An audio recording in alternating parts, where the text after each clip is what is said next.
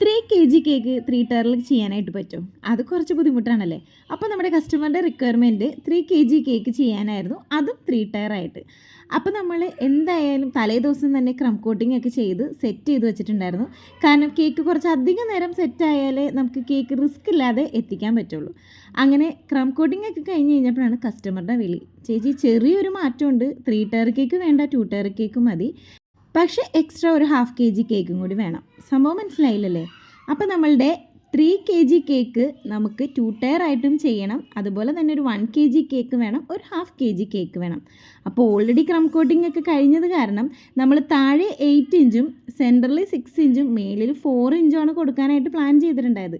അപ്പോൾ 4 ഇഞ്ച് ചെയ്ത കേക്ക് ഞാൻ 1/2 kg ആക്കി, 6 ഇഞ്ചിൽ ചെയ്ത കേക്ക് 1 kg ആക്കി, പിന്നെ ഒരു 5 ഇഞ്ചിൻ്റെ ടിന്നിൽ കുറച്ച് ബാറ്ററും കൂടി റെഡിയാക്കി 1/2 kg കേക്കും കൂടി ആക്കിയിട്ട് 8 ഇഞ്ചിൻ്റെ മുകളിൽ അതും കൂടി അങ്ങോട്ട് കൊടുത്തു. അപ്പോൾ ഇങ്ങനെയൊക്കെയാണ് പ്ലാൻ ചെയ്തത്.